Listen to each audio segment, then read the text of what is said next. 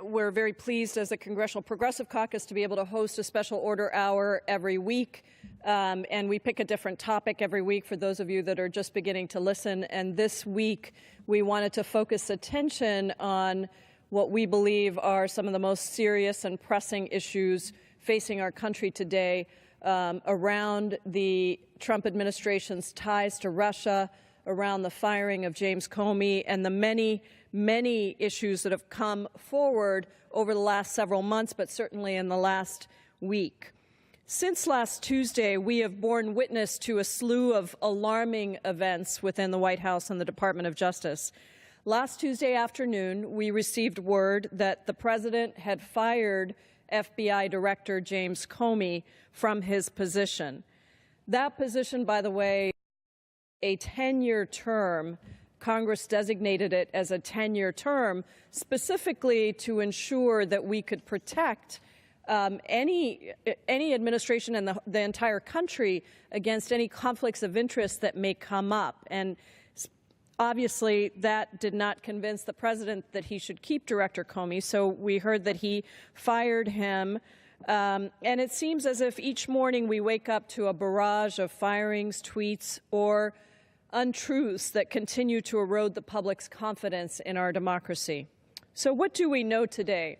Certainly we don't know enough, but we do know that the President fired Director Comey under the guise of being unsatisfied with how he handled Secretary Hillary Clinton's email investigation.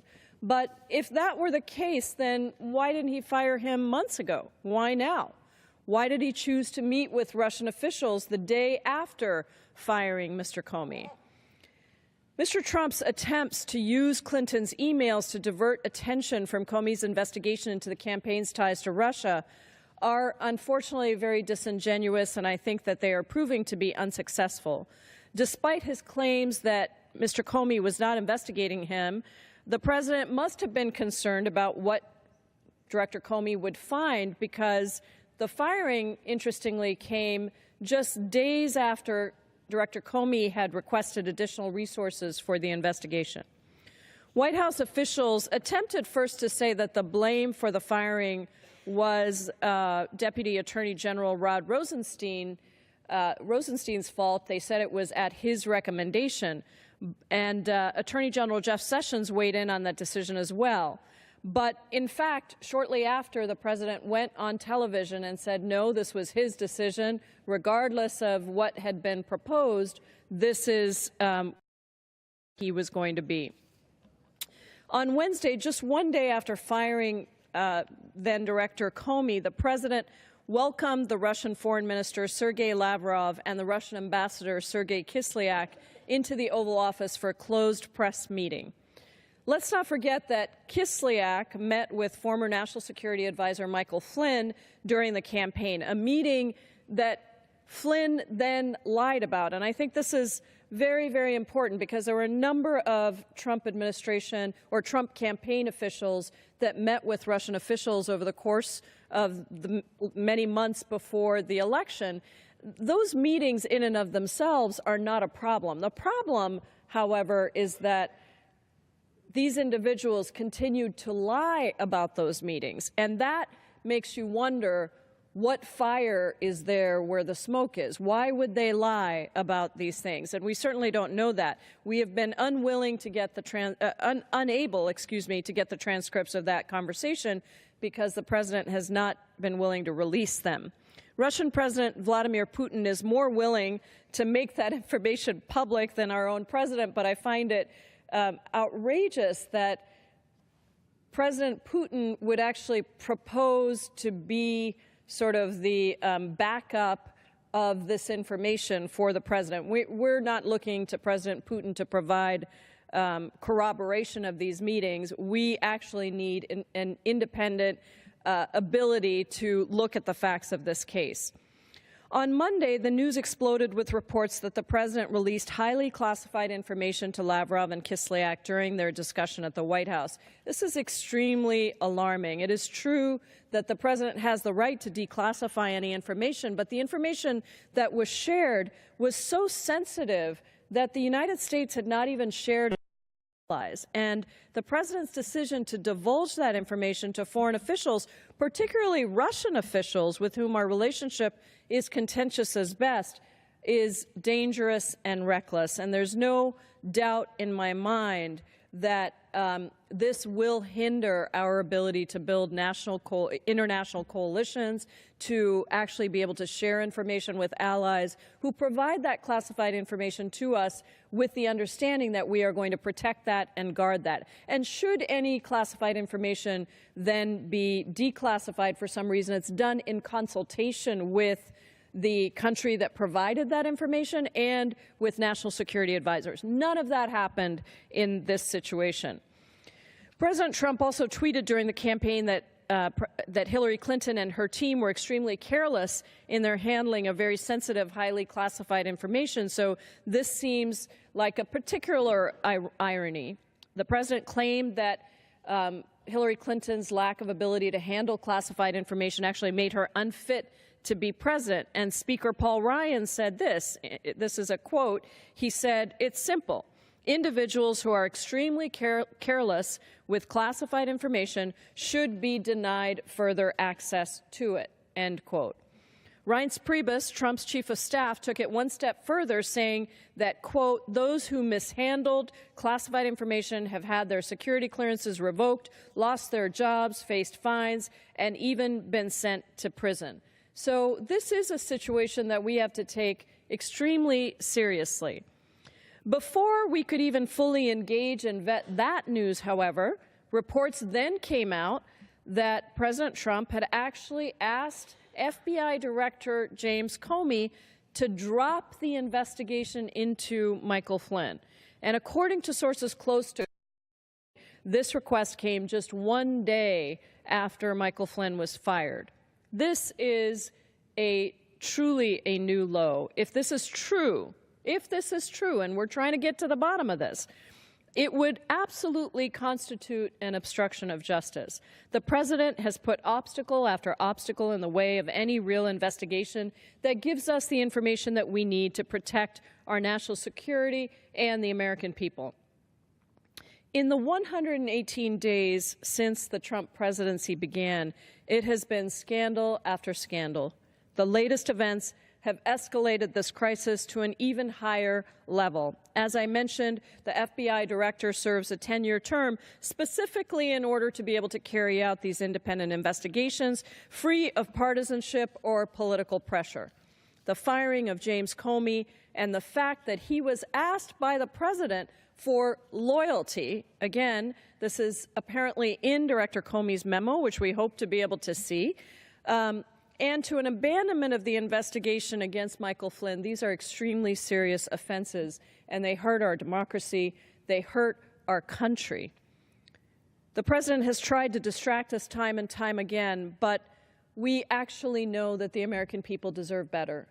History smiles kindly on those who stand up and put country over party, on those who ensure that in the darkest of times, the most difficult of times, the times when we face a constitutional crisis, where our nation wonders what direction we're going in, the times when we know that the need to preserve the institutions of democracy and justice are most necessary, those are the times when we need people to speak out on both sides of the aisle for the facts, for the truth, and for democracy. This should not be a partisan issue. We are seeing that starting to emerge from our colleagues across the aisle, and I commend those Republicans who have begun to ask for information and documents and hearings, and I hope that more of my colleagues will join us in the pursuit of truth and in the pursuit of justice. Last night, we received news that Robert Mueller, who is the former FBI director, has been appointed as special counsel for the investigation into the Trump campaign's ties with Russia. And this is an extremely distinguished man. He has served the country with tremendous success and loyalty.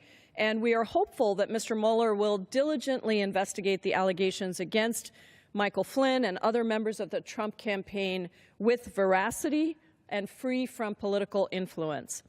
However, we still maintain that an independent commission is necessary because a special counsel answers to the Attorney General, who can then overrule decisions that they make or even fire them at any time. So the appointment of Director Mueller of Robert Mueller is a good first step, but it cannot be the last. Director Mueller will still be in the chain of command under the Trump-appointed leadership of the Justice Department. He cannot take the place of a truly independent outside commission that is free from Trump's meddling. And I think that is why it is so important that we all join in signing the discharge petition that was introduced yesterday by my colleagues, Representative Swalwell and Representative Cummings, who is the ranking member on Oversight Committee. This discharge petition would essentially allow for a bill to move forward that would establish an independent commission we could truly trust to seek justice. The commission would interview witnesses, would obtain documents, would issue subpoenas, and would receive public testimony in order to examine whether or not the Russian government did in fact interfere with U.S. elections and how they carried that out. And this is a really crucial step to take because it's not only about the short term and the immediacy of what is in front of us, extremely, extremely important. The commission would deal with that as well. But it's also about how do we ensure that these things don't happen again? What did happen, first of all? And how do we make sure that we continue to protect our democracy in the face of what 17 independent intelligence agencies said, which is that the Russians hacked our election in the United States. There is a lot we need to understand. We need the special counsel, but we also need this independent citizen commission, not made up of members of Congress, but appointed by the House and the Senate, leaders of both parties, equal numbers, so that we could actually have people who look at this from the perspective of all of America and not tainted by even the vestiges or the appearance of party. Apparently, when President Trump heard that special counsel had been named, he laughed out loud, saying that this is, quote, the greatest witch hunt of a politician in American history. No, Mr. President, we are seeking the truth. As the American people have shown us, they're not backing down, and we will continue to fight for this truth. Now, in that vein, I also wanted to mention that my colleague, Representative Raskin, and I actually introduced a package of bills that we're calling the Trump Transparency Package. And it's because we really believe that the American people deserve better. We believe that the American people deserve from us transparency. And so what this package will do is, first, it will clearly forbid government officials from accepting anything of value from foreign governments in exchange for an official act. It would prohibit government employees from using their positions to further the financial interests of the president. It would ensure that the president's press pool continues to exist so that the American people receive honest answers. And it would require the president and his family to publicly report any foreign business deals that exceed $10,000. These are simple steps. They're not egregious. They're not outrageous. They would apply to anyone. They're not partisan. They are about transparency and accountability so that we know that the President of the United States, that others in government are actually accountable to the American people, not to their financial interests, not to their bank accounts, not to their stock portfolios, not to their hotels and golf courses, but to the American people.